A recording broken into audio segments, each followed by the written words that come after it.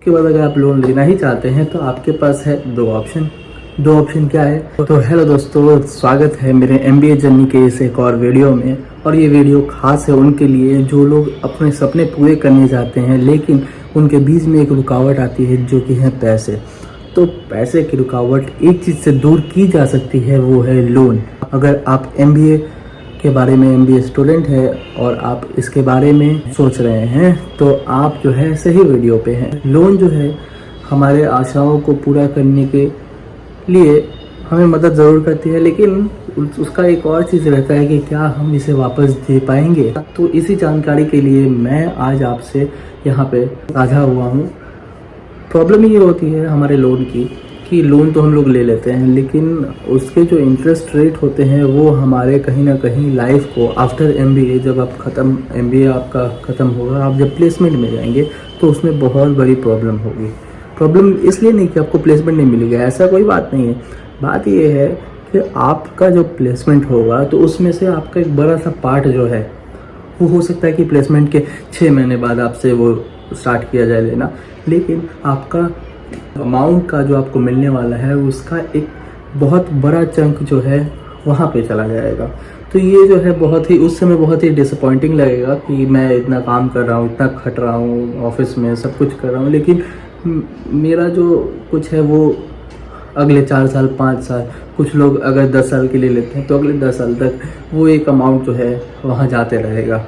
हाँ, वो तो लोग अगर कहेंगे कि हाँ भाई लोन लेते हो तो वो तो चुकाना पड़ेगा, वो तो सही बात है, लोन लेते हैं तो चुकाना पड़ेगा, लेकिन आप लोग हमेशा ही लोन को एक लास्ट ऑप्शन की तरह ही देखिए, क्योंकि लोन जो है बहुत कुछ देता है तो बहुत कुछ लेता है। तो इसीलिए आपको हमेशा लोन जो है एक लास्ट ऑप्शन की तरह ही देखना चाहिए, ना कि फर्स्ट ऑप्शन। आप अगर कोशिश कर सको, कुछ भी कर सको, अगर मेहनत से कुछ कर सको तो वो ज़रूर आप करके एडमिशन करा सकते हैं। उसके बाद अगर आप लोन लेना ही चाहते हैं तो आपके पास है दो ऑप्शन क्या है कि आप तो सबसे पहले जो BIBS Bengal Institute of Business Studies है वो जो आपको लोन में हेल्प कर ही देती है, क्योंकि उनके भी डिपार्टमेंट्स हैं जो कि बैंक के साथ कांटेक्ट में रहते हैं।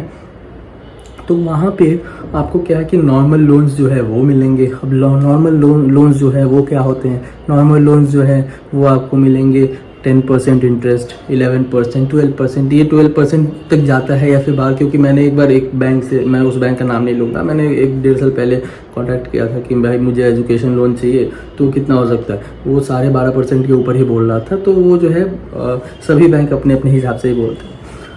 तो आपको भी जो है वो 10 से 12, 11 जो है उसी के आसपास जो है मिल सकता है। तो ये नॉर्मल लोन्स होते हैं, तो इसका बर्डन भी भाई बहुत ज़्यादा होगा। हम में से बहुत लोग ही होते हैं जो लोग प्लेसमेंट के बाद या फिर जब कमाने लगते हैं तो उनका खर्च जो है समझ नहीं आता है कि कहाँ जा रहा है कहाँ नहीं जा रहा है, लेकिन उनका जो एक अमाउंट है जो लोन में जाना है वो तो उनको देना ही पड़ेगा, चाहे पैसे बचे या ना बचे, उनको देना है। तो ये जो है एक दिक्कत की बात हो जाती है। और एक जो ऑप्शन है, सेकेंड ऑप्शन, वो है स्टूडेंट क्रेडिट कार्ड। हाँ जी, West Bengal student credit card scheme जो है हमारे वेस्ट बंगाल की CM ने कुछ साल पहले ही लॉन्च किया था, जिसमें वो बच्चों को 4% तक की इंटरेस्ट रेट देते हैं। तो इसमें जो है अगर जो लोग डिज़र्विंग हैं, सभी को तो नहीं मिल सकते ना, क्योंकि जो डिज़र्विंग है, जो जिनके पास क्षमता नहीं है पैसों की, तो उनकी मदद के लिए ही ये स्कीम जो है बनाई गई है।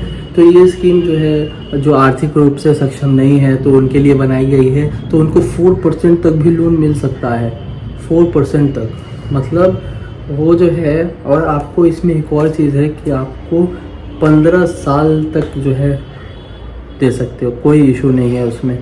मतलब आप जो है पहला ऑप्शन तो, क्योंकि रूप से सक्षम है तो उनको तो भाई अगर लोन लेना है तो ऊपर वाले में ही जाना पड़ेगा जो कि नॉर्मल लोन से।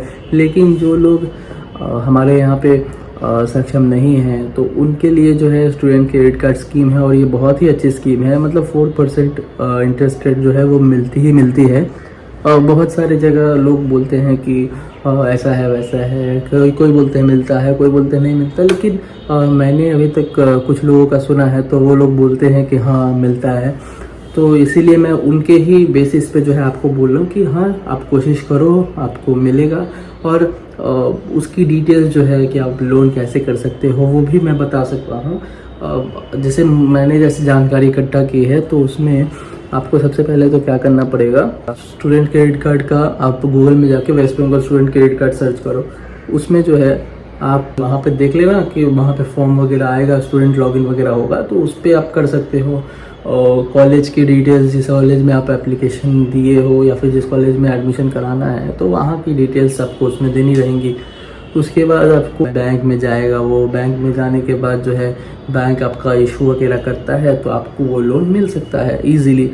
बहुत लोग बोलते हैं कि हमें बहुत मेहनत के बाद मिला, बहुत लोग बोलते हैं हमें बहुत इजीली मिल गया। तो ये जो है डिपेंड करता है लोगों के आर्थिक क्षमता पे। और मैं तो लोगों को जिनको मिला है तो उनको तो भाई बहुत ही कॉन्ग्रेचुलेट करना चाहूँगा, क्योंकि ये जो है बहुत ही अच्छी चीज़ है। इसका लाभ जो है लोग उठा रहे हैं और बहुत ही देखिए, लोन तो है एक तरह का बर्डन तो होता ही है। मतलब पहले तो आप मज़े कर लो लोन से, उसके बाद जो है आपको देना भी पड़ेगा। लेकिन इसमें एक चीज़ अच्छा है कि चलो भाई, वो जो इंटरेस्ट रेट है कम है, तो इससे भाई आपका जो मंथली EMI जो बनेगा वो भी तो कम हो जाएगा। तो वो जो है सबसे अच्छी चीज़ है, 4% ऑफ इंटरेस्ट। तो ये दो चीज़ है ये मैंने आपको बताई। अगर आपको इसके बारे में, अगर स्टूडेंट क्रेडिट कार्ड के बारे में कुछ डिटेल में जानना है, मैं इसकी डिटेल वीडियो भी बना सकता हूँ जो कि इसी से रिलेटेड रहेगी, तो कमेंट बॉक्स में बता दीजिएगा, मैं ज़रूर आपको इन्फॉर्म कर दूँगा। बाकी आपको वीडियो मेरी कैसी लगती है, मैं और स्पीड में बोलूँ या फिर और तेज़ी से बोलूँ और स्लो ना बोलूँ, तो भी आप कमेंट कर सकते हैं, मैं ज़रूर उसको भी ठीक कर दूँगा। तो धन्यवाद दोस्तों, थैंक यू सो मच। आप लोग मेरे वीडियो में जुड़ रहे हैं, मुझे बहुत ही अच्छा लग रहा है। और मेरे MBA जर्नी की आप पार्ट बनिए। Thank you so much.